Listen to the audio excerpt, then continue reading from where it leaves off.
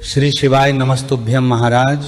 आप सभी लोग जानते हैं कि साल का दूसरा और आखिरी चंद्र ग्रहण लगने जा रहा है, जिसको लेकर भारत में रहने वाले लोगों के मन में असमंजस की स्थिति बन रही है कि यह चंद्र ग्रहण भारत में दिखेगा या नहीं, इसका सूतक काल भारत में मान्य होगा या नहीं।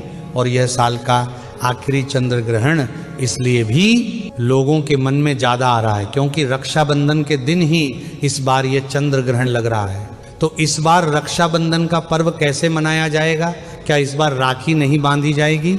सारे प्रश्नों के उत्तर आपको इस वीडियो में मिलने वाले हैं। महाराज, साल का आखिरी चंद्र ग्रहण इस बार रक्षाबंधन के दिन लगने जा रहा है और रक्षाबंधन के दिन चंद्र ग्रहण लगना बिल्कुल भी शुभ नहीं माना जाता है। आइए महाराज, हम जानते हैं कि यह ग्रहण हमारे भारत समय अनुसार कितने बजे लगेगा, इसका सूतक काल कब से शुरू होगा और यह ग्रहण कहाँ कहाँ दिखाई देगा।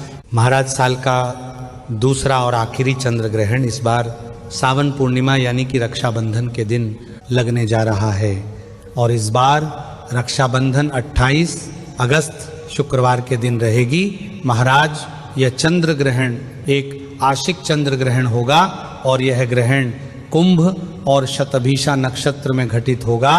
महाराज, ये चंद्र ग्रहण हमारे भारत समय अनुसार 28 अगस्त को सुबह 6:53 से शुरू होगा और इसका समापन दोपहर 12:31 पर होगा। इसी के साथ में जब भी चंद्र ग्रहण लगता है तो उसका सूतक काल हमेशा चंद्र ग्रहण शुरू होने के 9 घंटे पहले ही शुरू हो जाता है और सूतक काल चंद्र ग्रहण की समाप्ति के साथ ही पूरा होता है। महाराज, अब यहाँ पर सबसे बड़ा प्रश्न यही आता है कि क्या साल का आखिरी चंद्र ग्रहण हमारे भारत में दिखेगा और क्या इसका सूतक काल मान्य होगा? महाराज, हमारे भारत में जिस समय ये चंद्र ग्रहण लग रहा है उस समय पर हमारे भारत में सुबह का समय होगा, यानी कि सूर्य देव उपस्थित होंगे और चंद्र ग्रहण में चंद्र देव का नजर आना जरूरी है, यानी कि यह चंद्र ग्रहण हमारे भारत में नहीं दिखाई देगा बल्कि बाहर के देशों में दिखाई देगा। और इस बार इस ग्रहण का कुछ हिस्सा ही ग्रहण के प्रभाव में आएगा क्योंकि यह एक आंशिक चंद्र ग्रहण है। महाराज, इसी के साथ में यह चंद्र ग्रहण कहाँ कहाँ दिखाई देगा वो भी जान लीजिए।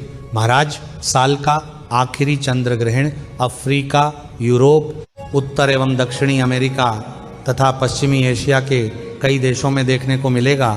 महाराज, इसी के साथ में हमारे भारत में इस चंद्र ग्रहण का सूतक काल 27 अगस्त को रात 9:53 से शुरू हो जाएगा, यानी कि जिस समय से इस चंद्र ग्रहण का सूतक काल शुरू होगा उस समय हमारे भारत में चंद्रदेव उपस्थित होंगे, यानी कि इस चंद्र ग्रहण के नियमों का पालन भारत में रहने वाले लोगों को करना चाहिए।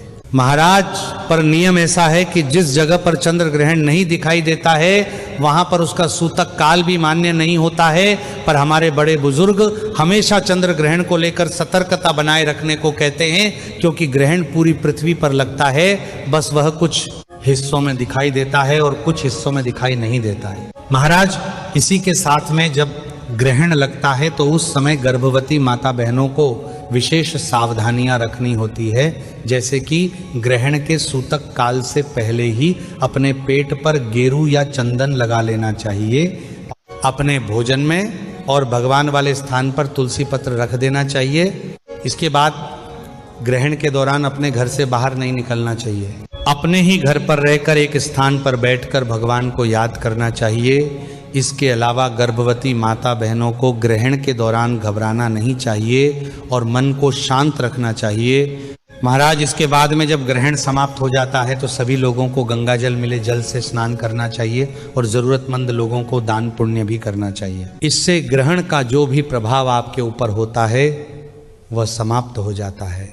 महाराज, चंद्र ग्रहण समाप्त होने के बाद आपको चंद्रमा से जुड़ी हुई चीज़ों का दान, जैसे कि दूध, चीनी, दही का दान करना चाहिए क्योंकि चंद्र ग्रहण में सफ़ेद चीज़ों का दान मानसिक शांति और परिवार की सुख और शांति के लिए विशेष माना जाता है। इसके अलावा अन्न, वस्त्र और मीठी चीज़ों का दान करना भी शुभ होता है।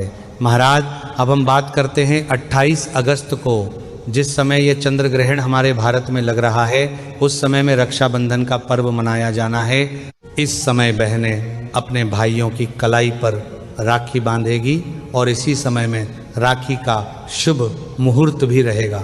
तो क्या बहनें इस समय भाइयों की कलाई पर राखी बांध सकती है या नहीं, इसका जवाब सुन लीजिए। महाराज वैसे ये चंद्र ग्रहण हमारे भारत में नहीं लग रहा है, इसलिए रक्षाबंधन पर इस ग्रहण का कोई भी प्रभाव नहीं होगा। आप सुबह के समय राखी बांध सकते हैं, पर जब भी कुछ लोगों के मन में ऐसा डर होगा कि ग्रहण लग रहा है, तो हमें इस समय राखी नहीं बांधनी चाहिए। तो आप लोग 28 अगस्त को ग्रहण समाप्त होने के बाद में स्नान करने के बाद कभी भी राखी बांध सकते हैं। महाराज ग्रहण के दौरान किसी को भी घबराने की ज़रूरत नहीं है और इसकी सूतक काल के नियमों का भी आपको ज़्यादा पालन नहीं करना है, क्योंकि ग्रहण यहाँ दिख नहीं रहा है और रक्षाबंधन के पर्व पर भी इसका ज़्यादा प्रभाव नहीं होगा।